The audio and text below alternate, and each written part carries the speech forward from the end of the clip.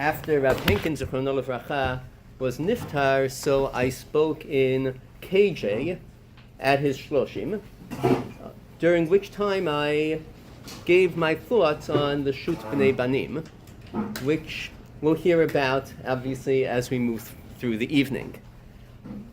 For me, personally, I consider tonight to be a tremendous honor and a zchut, because I've never spoken together with Rabbanit Henkin, and I think many of us hold Rabbanit Henkin in tremendous esteem. We consider as a community Rabbanit Henkin to be one of our leading lights, one of the people who has done so much to spread Torah, to increase Shmirat HaMitzvot. And on that note, I think we're going to begin. Is that good? I'm intimidated by the introduction. I just wish to go on the record. It is a tremendous honor to be speaking together with Rav Schwartz. It is intimidating to do so, and I wish to thank the Rav for the privilege. I also wish to thank Baruch Lerman, who was so, I should speak louder, I think there's no amplification yet. It's coming. I want to thank Baruch Lerman. Thank you. I want to thank Baruch Lerman for attending to every need, and likewise Benny Berman. Tremendous yishar koach to both.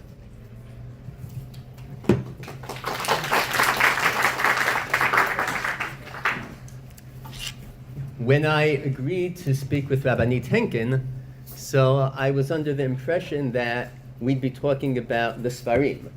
And you can see the Sfarim here on the table. And then I notice a sign, and the sign has a title for the talk. And the title is something to the effect of, is it a mitzvah or is it foolhardy to be forthright about halacha? So that's the title. And I have no idea what that means. Rabbi, can you please explain to us what that means? I had the impossible task of promoting 3 Sfarim, which are totally different one from the next. And I was trying to find some rubric under which all 3 could be discussed. And I figured that what was appropriate was the Gemara towards the end of Menachot, which discusses what's the minimum shiur that enables one to fulfill the dictum of Lo Yamush Sefer HaTorah Hazeh Mipicha. And the Gemara says, in the name of Rashbi, that even if you recite Kriyat Shema, Korei Kriyat Shema, morning and evening, you fulfill the dictum of Lo Yamush Sefer Hazeh, Lo Yamish Sefer Hazeh Mipicha, and Asur La'omro, Davar Ze Asur La'omro La'am Ha'aretz. You cannot relate this to a common individual. And then the Gemara goes on to say that Rava says, Mitzvah La'omro. Now, I heard a wonderful comment on this from Rav Baruch Gigi, Rosh Yeshiva of Har Etzion, who commented that it's very strange. It's one position is asur la'omro, and you would expect that the opposite would be mutar la'omro. The opposite of it's prohibited to say should be it's permissible to say. But you have here the juxtaposition of 2 absolutely opposite positions. One holds it's prohibited to say this to an Am Haaretz. You can't share this information with Am Haaretz. And the other says you must share this information. It's a mitzvah to share this information. One of them considers the knowledge to be either subversive or dangerous. Someone who is an Am Haaretz is likely to say, well, okay, I'll say a parak of Shema in the morning, a parak in the evening, and that's going to be my limud Torah, and I can get away with this. And the other holds that, no, people are not necessarily looking to get away with it. people may be looking to be inspired, or they're looking for the truth. And that's what combines these three Sfarim that we're going to talk about. That can you level with people? Do you have to protect Halacha against people? Or can you tell people what the Halacha is? And can you assume that people are seeking to be good Jews? And that's the position of Mitzvah Lomro. So that was the reason for the topic, and hopefully in this discussion, the search for emet and placing emet before people will express itself. So, if we can move away from the title, and if we can get into the specifics of the Sfarim that we're here to talk about. First of all, just to begin, I read all of the Sfarim. It's a Sfarim sale downstairs. Buy it. They're good. That's my endorsement. These are really wonderful Sfarim. And each of the Sfarim, my understanding has a different focus. There's a slightly different audience for each of the Sfarim. So this first Sefer that I want to talk about, the studies in Halacha and Rabbinic History by Rab Eitam, Hashem Yikom Damo. This Sefer, when I read it, I was struck by how broad the Sefer is. So you have one essay about, the guys in my share know this is one of my favorite topics on the planet, about checking for bugs and checking for strawberries in particular. That's Lachem Yeh La'ochla, which is right over here. And you have essays in that Sefer as well about the history of Yeshivat Merkaz Harav, and certain people are in the Hanhala of the Yeshiva, and then they're no longer the Hanhala. And you have history about Maran Harav Kook, and about the Aruch HaShulchan, and about Rav Eitam, Hashem Yikom Damo, his great-grandfather, Rav Henkin. So the breadth, the scope of this Sefer is tremendous. And when I was reading the Sefer, I began to get a sense of just how much of an Avedah it was for Klal Yisrael that Rav Eitam is no longer with us. So I want to ask the Rabbanit, he had so much. I'm not third person. Oh. The Rab is third person, I know. This is going to be hard. So I want to ask you, this Sefer, I believe, came from articles that were found on your son's computer. Yeah. What else is there? How much more is there that we still can benefit from in the future? There is more. Not just is there more, but you can walk into a room with files and you can see the scope of the files. In this case, there are files within files within files, and not everything has been opened. There is still, in my opinion, there are probably two totally new Sfarim that are waiting to be published. One of them on Eretz Yisrael,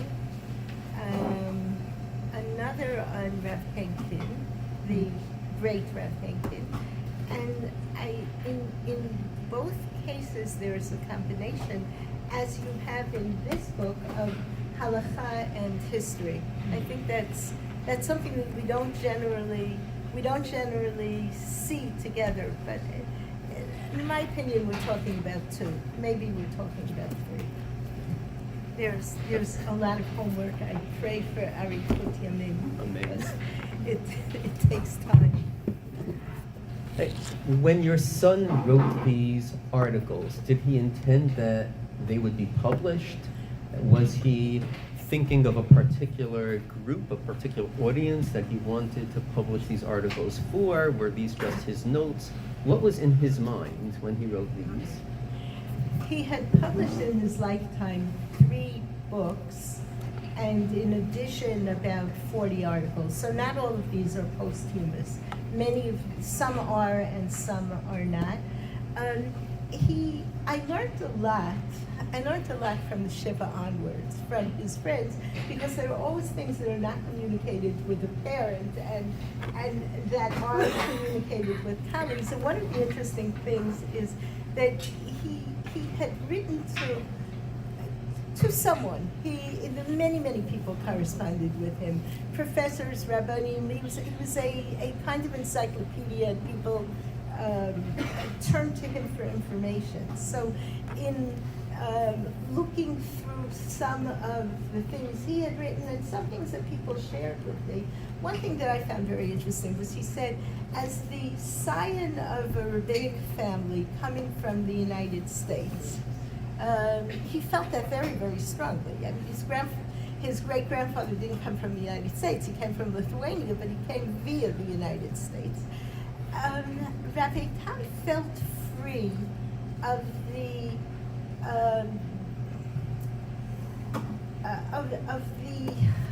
let's see, I don't know how you say migzar in English, of the Denomination.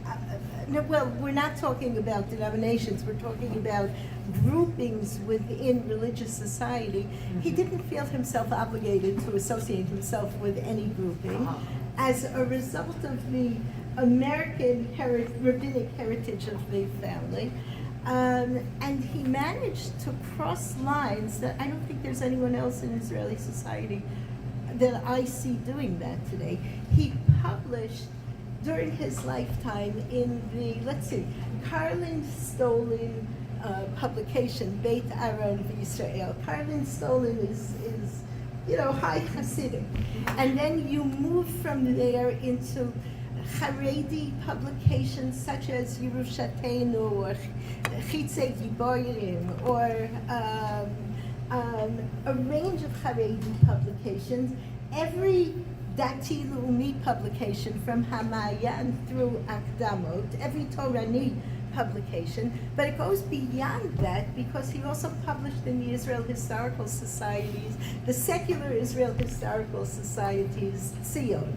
So I think he wasn't thinking of a sector. That was the word that I was looking for. I don't think he was looking for a sector. I think he was looking to speak the emet, and I think he was accepted because he spoke respectfully to all, but he didn't quit the battlefield in the middle of a conflict. And he did not accommodate his statements to what he viewed as would be popularly accepted. I think that's in the family genes. I recall an incident not long after we were married when my husband, Rav Henkin, Zichron Libracha, said something that I regarded as undiplomatic, and I kicked him under the table, whereupon he said, "Why are you kicking me under the table?" I learned that I should not do that. So there was... okay, thank you. There was a readiness to say the emet, or a commitment to say the emet without in any way altering it to curry favor with the audience. Just to move on to the next sefer. Could I read one paragraph out of it? B'vakasha, please. Okay. Rav Schwartz mentioned several of the chapters. I want to read you a paragraph out of an article that he wrote when he was about 20 years old. I remember this because he showed it to me then. He was newly married, he was 20 years old, they were expecting a baby. And there's one article here on Tu B'Av. The Gemara in Tani tells us that there were never days which were as joyous as Tu B'Av and Yom Kippur, when people wore white and the girls went out and danced in the vineyards, and it was a shidduch event. And he writes as follows: an event of this sort took place on Yom Kippur, the holiest day of the year, devoted to prayer, fasting, and repentance, whose apex was the temple service. On this day, they would hold a mass matchmaking happening in the vineyards. Even if the proceedings conformed to rigorous standards of modesty, holding such an event on a day meant for prayer and supplication is odd and negates the essence of Yom Kippur as we know it today. Imagine the uproar that would ensue if someone in the spirit of Chadesh Yameinu Kekedem, renew our days as of old, were to institute such a custom today. The intent is to use Seichel HaYashar to examine everything, to do serious historical examination, and it reads like a whodunit. So just to move on to the next sefer, the Shut Bnei Banim, which this is a Madura Morchevet.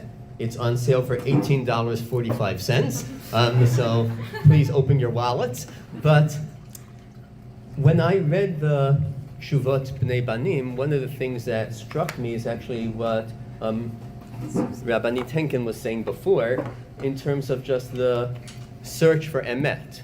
You know, Rav Henkin takes a she'elah and he goes through the sugya with the Rishonim and its in-depth analysis. It's really not simple to read. It's a hard sefer. And yet, you can go to almost any mainstream modern Orthodox shul, both in the city and in suburbia, and there's going to be a set of Shut B'nai Banim in the shul library. And many American Rabbanim considered Rav Henkin to be their posek. He was the person that they sought out when they had difficult questions. So the question, I think, is, first of all, why? And also how?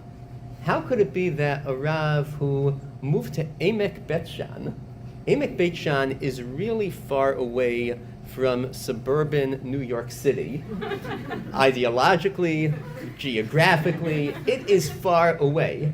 So how is it that a Rav from Emek Bet Shan is the person that Rabbanim in America are seeking out, and he is giving them answers not necessarily what they wanted to hear? So why? How and why?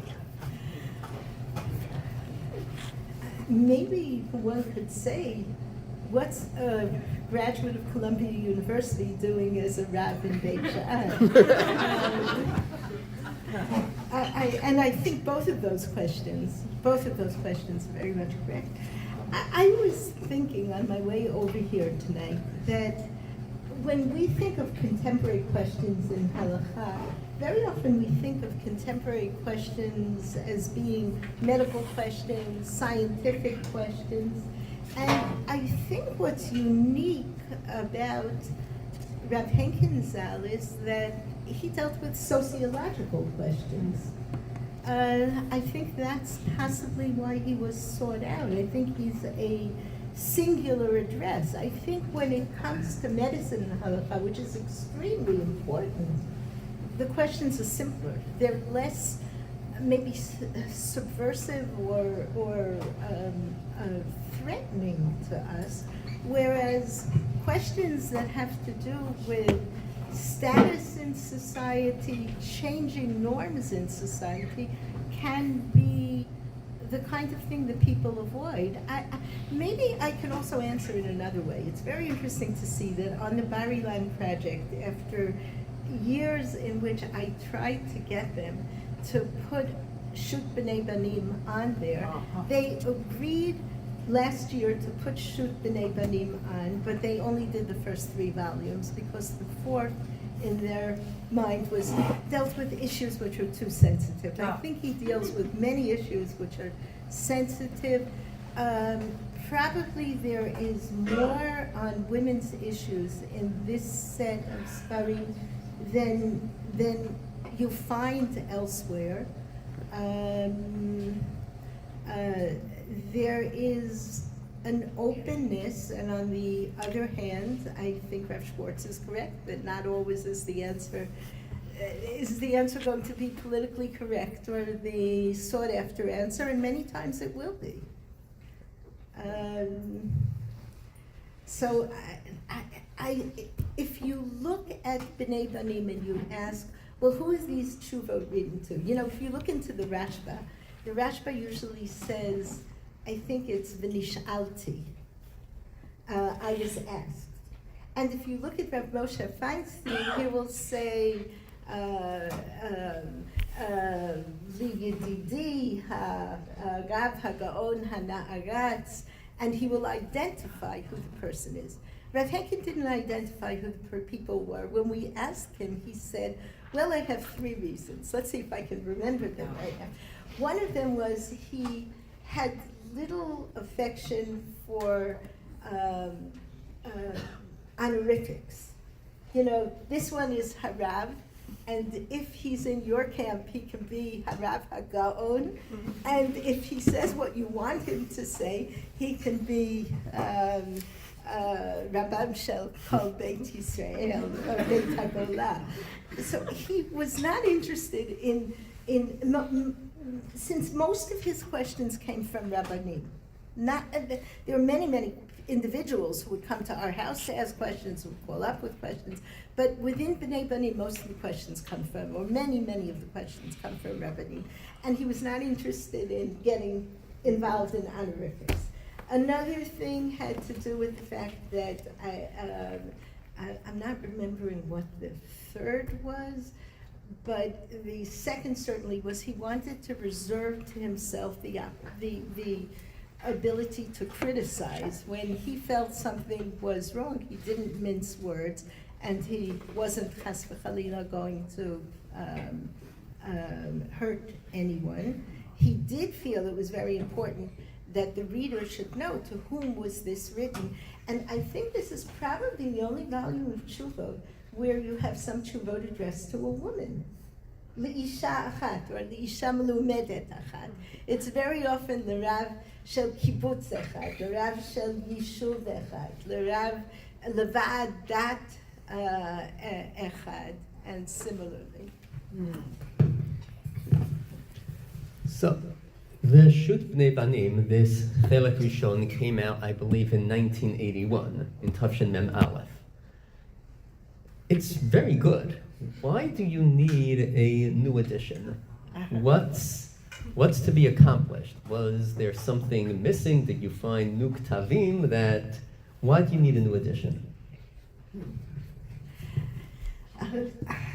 I think that Rav Henkin would rejoice if he looked at this. The basic reason for needing a new edition is because it's been out of print. Volume 1 has been out of print, and there have been so many requests for the volume that I said to myself, it's time to reprint. And then I decided to take the opportunity in order to make this a more readable or approachable edition. I spent long hours with a number of Talmidei Chachamim mulling over what we could do to make it approachable. There were suggestions such as a certain Rosh Yeshiva suggested put kotarot, put titles through the headings throughout the tshuva to make it easier to follow. And I felt that was too serious an intervention, like radical surgery. I should not be doing that with something that doesn't belong to me. And on the other hand, I felt that it is what the Rav said, very hard reading, very, very hard reading. I don't think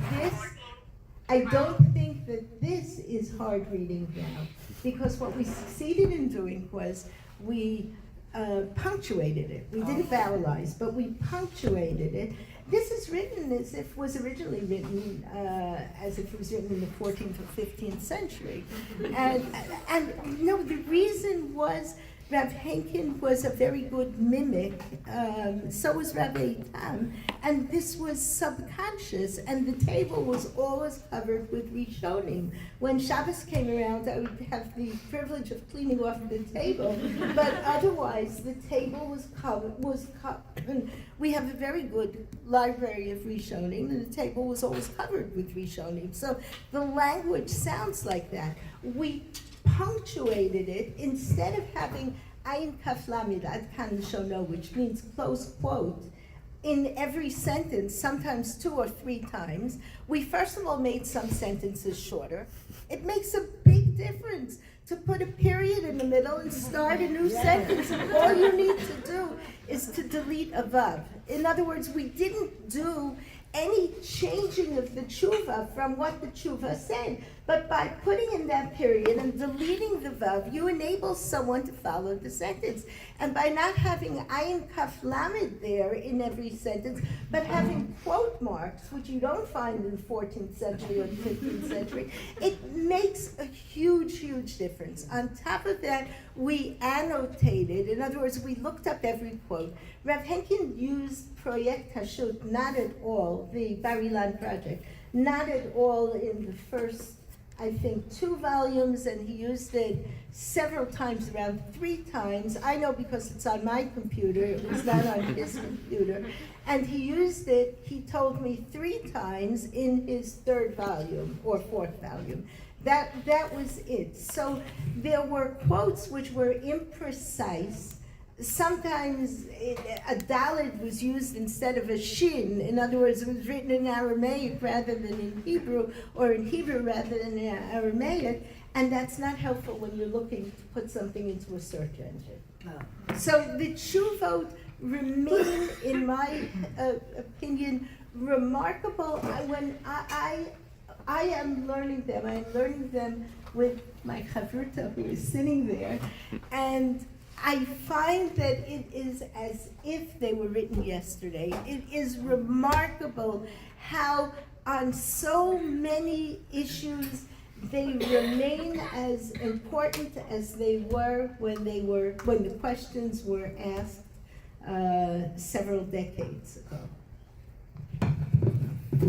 So just to move on to the Sfarim that I assume most of us, or all of us, are here to discuss, the Nishmat HaBayit, which of course are the answers to She'ilot that were given by the Yoatzot Halacha, who are under the auspices of Rabbanit Henkin, and Rav Henkin, Zichrono Livracha, was extremely involved in that project.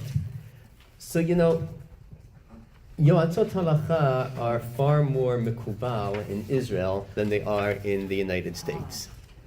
And I don't think that surprises anyone. And of course, there are many reasons why that's true. So, Rabbanit, when you translated Nishmat HaBayit in English, was that an attempt to make Yoatzot Halacha more accepted in the American community? Was it translated in English for some other reason? Why was Nishmat HaBayit translated into English? No, it did not. It did not enter my mind that this should be a vehicle of gaining acceptance for Yoatzot Halacha.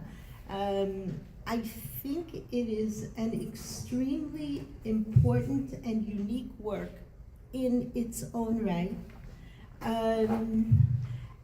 Through the years when my husband and I discussed translations, he was very much against translations. He felt that if someone couldn't read a tshuva in the original, they shouldn't be reading the tshuva because they wouldn't have the tools to assess. I think he mellowed a little on that as the years went by, out of an understanding that there are many people for whom Hebrew is, Hebrew, and especially Hebrew that has technical terminology, is inaccessible. When the idea was broached to me of translating it, I said no. This is not a work that should be translated. And I was won over. I was won over when I gave the Hebrew to several rabbanim during the course of my travels, and they found it inaccessible. They found it impossible to read. And I said to myself, there are Talmidei Chachamim out there who are more comfortable with the translated edition than they are, or there are rabbis out there, rabbis of communities, who are more comfortable with a translated edition than a Hebrew edition. So that was the first motivator, but I see this, if we were talking before about who the audience is, I see this as a book that I hope will be for a very, very broad audience. The question, I want to read to you one of the tshuvot. I have to find it. I think I copied over the wrong siman. I'll find it in a moment. But my hope is that the audience will be community rabbis, rabbanim who want to see what are the questions that women are asking, because there's material here that you won't find in another Sefer Halacha. I always say that codes are prescriptive. You know, a code goes to the Rambam, the Shulchan Aruch. They're prescriptive, but there's more that's descriptive of what occurs in Jewish life within tshuvot. Tshuvot are responding to what's going on in the community. So I see this as a book for teachers. I see this as a book for Kala teachers. I see this as a book for Kalot and Chatanim. I see this as a book for married couples. I always say Taharat HaMishpacha, and I've devoted a very good portion of my life to Taharat HaMishpacha. Taharat HaMishpacha is not simple. And in my opinion, and this goes back to what I was saying about mitzvah la'omro, that I believe when something is difficult for us, is challenging for us, that it's helpful that we understand why, that we understand what this is about. I think it helps us observe more precisely if we can understand. So that ultimately was the purpose of translating. You know, just to come back to Nishmat HaBayit in English, my understanding is that this English volume of Nishmat HaBayit is largely a translation of the Hebrew. If I'm not mistaken, there's like one or two footnotes where some of the American Rabbanim who teach the Yoatzot Halacha are quoted. I don't think it's often, but it's not unusual that Piskei Halacha and Hilchot Nida are different based on the side of the ocean that you're on. So was there any effort made to incorporate more of the American voice in the English edition of Nishmat HaBayit? I think that that's going to appear more in volume 2 when we have a yoetzet who's in the United States who's writing. And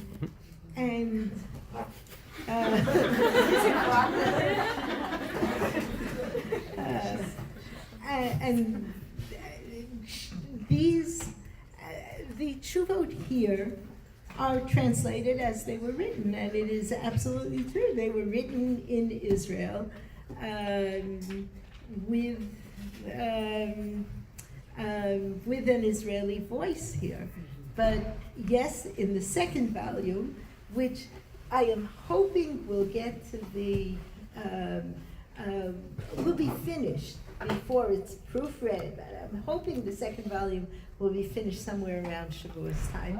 I might be a little too optimistic, I'm not sure,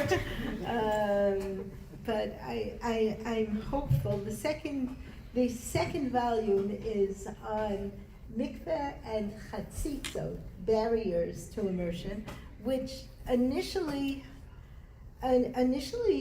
I was less excited about until I got into Halacha, into medical barriers, and then the empathy. What happens if a woman has a stoma bag? Or you are looking at one of the world's authorities on eyelash extensions, which is not something that I had been excited about before a month ago. Not at all, until I learned that some of the users of eyelash extensions are women who are in chemo, and that's when it became very, very important to me to fully understand the issues involved in eyelash extensions, and when can one immerse with them and when can one not immerse with them. But we will have that American voice in the next volume. So buy the first volume, and then in Yirtzeh Hashem, you will see the second. I assume we have time for one more question, or we're good? So, thank you. You look at the Nishmat website, and there are literally thousands and thousands of questions. And the number of she'elot that's asked, I don't think anyone can argue that the volume of she'elot that's asked to the Yoatzot Halacha is so far surpasses the volume of she'elot that were asked beforehand.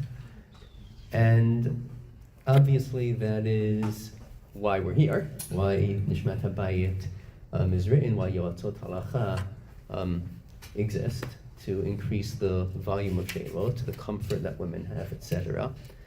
But how do you sift through the thousands and thousands of she'elot that you get and decide what are going to be the 60 simanim that we have in the Sefer? How did you make that determination? And let me just add one point. I don't know if you remember, but we had a conversation. I was at a rabbinic conference in Herzliya a number of years ago. We had a very brief conversation, and you mentioned that one of the reasons why you're publishing Nishmat HaBayit is because there's so much Torah from your husband, Zichrono Livracha, that's not getting out there. So are the simanim that you decided to include those simanim where your husband had a real imprint? Did you have some other reason why you chose these topics? Actually, I didn't choose. That was done by others. There was a group of Yoatzot Halacha who were charged with go through the questions, and some of these are composite questions. In other words, you get asked the question over and over and over again, and sometimes it has this wrinkle, sometimes it has that wrinkle, and we sometimes combined questions in order to create a composite question that would reflect the kinds of questions being asked.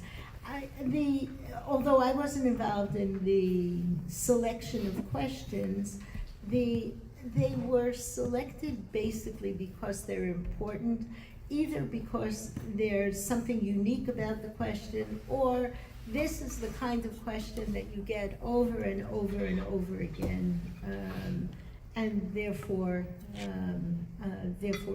it's chosen. Rav Henkin provided backup for rabbinical backup for the website, and many questions were asked to him over the course of must be, I don't know, 25 years in which he was doing that. Is it 25 years, a bit less than that? No, Yoatzot Halacha are a bit younger than that, I think. and it's 20 years. The night before he passed away, he had already handed over the supervision to Rabbi Kenneth Alman in English because he was not physically capable of doing it. But we heard that Rav Alman had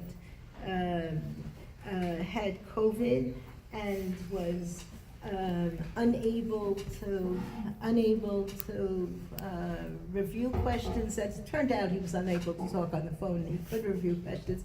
But I asked Rav Henkin, this was the night, we didn't know that we were that close to the end, but I asked him, can I read you the questions and will you comment? And he said yes, and we did, and it was very hard for him. And I asked him afterwards, do you miss this? And he said yes. And I said, would you like to continue? And he said no, that he wouldn't be able to. But there are many of his Piskei Halacha here. On the other hand, there's very many. I'd like to amplify something that I think I didn't answer well, that Rev Schwartz asked before, which is our reason for publishing in English and the fact that Yoatzot Halacha are accepted in Israel and less accepted here. What I would say is, first of all, they are very broadly accepted here. They serve in many synagogues and are doing a fantastic job and tremendous Kiddush Hashem. Why they're not accepted by those who don't, I can't answer that. I can't figure it out. D'racheha darkei noam, and this brings such darkei noam to women. I can say that of the younger generation of women, I am seeing so diverse a population who come to Yoatzot Halacha. There's vastly more Ta'arat HaMishpacha because of Yoatzot Halacha, and there is Darkei Noam. There are more pleasant and dignified lives as a result. But what I wanted to add to what I said before is, even though that wasn't the motivator for translation, I do hope that rabbis will read this and will say, wow, I didn't realize that that's what Yoatzot Halacha were saying, that that's what they knew to say. When we went for our Haskamot in Hebrew, I recall going to Rav Dov Lior and not knowing, is he going to toss us out of his home or not, seeing that these are written by women. I went, Rav Yaakov Verhaftig and Rabbanit Michal Rones, and we sat down with Rav Dov Lior, and to my astonishment, he started reading, and he was going through the Tshuvot, and he was saying, okay, Rashba, Ritva, Noda Bihuda, Hakam Sofer. Now he was noting that what he expected to be there was there in the Tshuva. I hope that this will be read by Talmidei Chachamim, and they will also note there are people who read this cover to cover. There's a tshuva, a lengthy tshuva that I wrote that I gave to several Talmidei Chachamim, hoping that they would catch any mistake that I'm making, praying that they would catch. Nothing was caught, and I don't invite, I'm not saying this because I'm soliciting requests to find those errors, although if there are errors, please do come to me and please do tell me. But there are Talmidei Chachamim who looked this over with a fine-tooth comb and gave their endorsements. So I hope that those in the United States will read it and will see the tremendous contribution to Halacha and to Jewish life, to Darkei Noam of married lives as a result of this. Wow.